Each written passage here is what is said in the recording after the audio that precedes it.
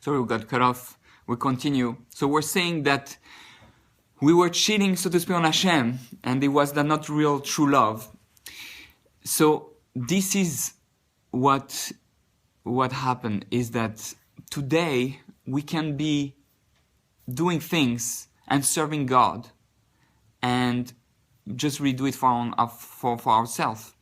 If I go and I pray and if I enjoy my prayer because I have to, I'm praying because I have to, this is what we do, we're Jewish, so I do it, and I don't want to be in trouble with God, I'm just serving myself. I do it because I just don't want to be in trouble. I just do it out of fear. That's not love. If I do a mitzvah and I do it the way I want to do it, and I on the level I want to do it, then that's avodah zarah. It's cheating on Hashem. Are you using your mitzvahs to come close to Hashem? Are you using mitzvahs to desire Hashem more? Are you excited because now you're going to be close to Hashem, or just because you're doing a mitzvah? It's a very fine line. It's very dangerous. We can be dancing with the Sefer Torah and be excited that I have the Torah on that, and this Torah becomes avodah zarah because I'm using it just to feel good about myself. I'm learning Torah because I want to be a Talmid Chacham, because I want to be smart. I want to be holy. I want to be like this. That's not about that. It's about reaching Hashem, being one with Hashem, achieving unity with Hashem, and making the world a better place. If it's focused on me, then it's avodah zarah. It's cheating. I'm cheating with myself, and that's why when the Jewish people were all punished, something like that is happening to your people, to your brothers, even if it was the Rev Rav. It's happening in your nation, and you're just looking what's happening, you're not doing anything, you're not telling them, you're not serving God the right way, and you're not doing anything about it, you're accountable for it. You can't let avodah zarah happening in front of your eyes.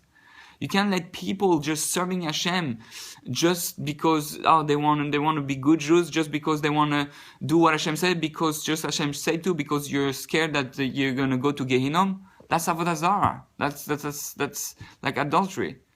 You have to tell them, no, Hashem doesn't want you to act to serve Him like that. Hashem wants you to serve Him out of love, because you want to be close to Him, because He wants you to love Him and use the tools that He gave you to reach Him, not just to do it for doing it.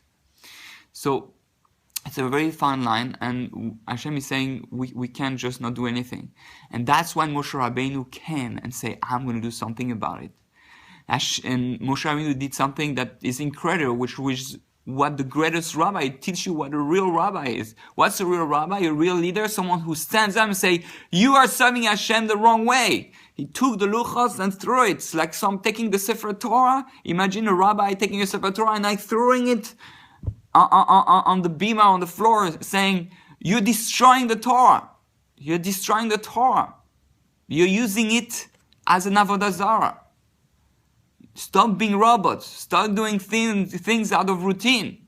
It's despicable to Hashem. Hashem doesn't want that.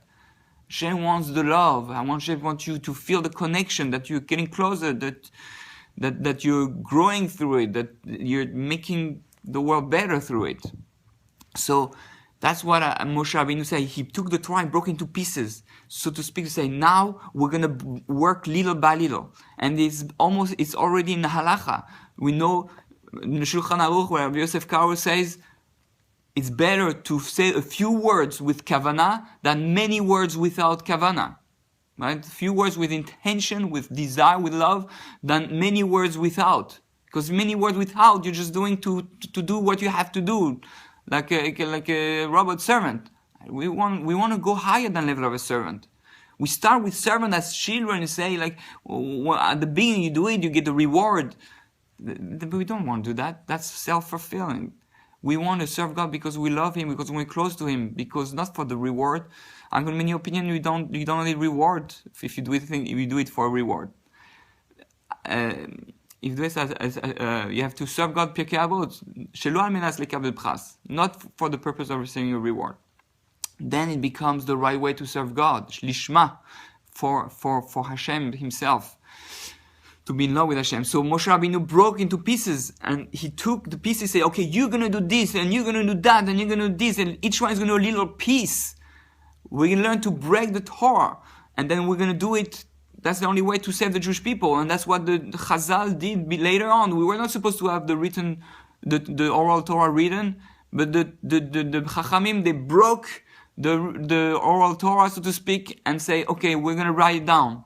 Like that, we're gonna learn how to connect to Hashem and to save each other and serve Hashem the proper way, because otherwise we're gonna end up just in Avodah Zarah and just doing things without understanding, and everything will be lost.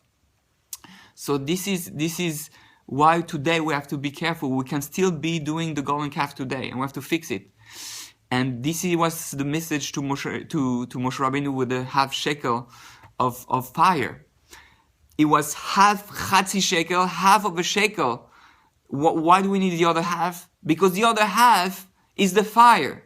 One half is the material, is the tool you use, the Torah, the tefillin, the prayer, the words, everything that you use, the kelim in the Bet HaMikdash.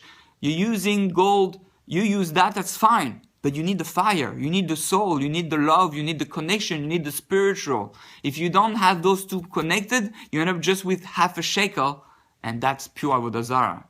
That's the golden calf. That's just pure materiality. So, and this teaches, I think, the source for Es Lasas Lashem Hefur Sorascha. There's a concept, like I just mentioned before. If we have broken your Torah, if the Torah is about to get lost, it's a time to act for Hashem and to break certain things. Or others, Rambam says, really, your Torah is broken. The Torah is not used the right way. It's time to act for Hashem. So we have to do something out of the ordinary. And that's what Moshe Rabbeinu did. That's why it was such a great thing. He initiated. Hashem didn't ask him to do that. He realized that I have to act upon that. This is like a marriage counselor. He sees a couple who is not in love, say, I have to do something. They have to tell them, that's it, stop loving each other like that. That's not love. That's self-serving. Do things because you love each other. I'm not taking out the garbage because, I'm scared my wife is not going to love me anymore. I'm taking out the marriage to show her I love her. I'm not taking the garbage just because, that's what husbands do. This is Avodah Zarah. I'm just serving myself. No, I'm taking the garbage for my wife because I love her, because it's going to show her that I care about her, that she's a princess. And same thing in anything we do in marriage. And the marriage counselor have to go out there and tell them, that's not the way to love each other. And a rabbi has to go out in his congregation, in his community, and stand up. A Gadol Ador has to stand up and say, you are serving the people, Hashem, the wrong way. This is the right way. That's what the real Gadol, that's what Moshe Rabbeinu did, the most incredible thing, what the greatest rabbi can do. But who is not scared to stand up and say, you're doing something wrong? We're lacking rabbis like that, and we need to get Gedolim, big rabbis, to come out and stand up and not afraid to say, okay, you got to change the way you serve God, because it's not working. They're stabbing in Israel, people are dying, and we suffer so much. There's something not right. And Bezat Hashem, if we're able to have leaders like that, then the Jewish people will be able to fix the Chet HaEgel, learn to serve Hashem with the fire, with the love, with the spirit, with the soul, and it will bring us Moshiach back. And that's going to be the Geula. Thank you.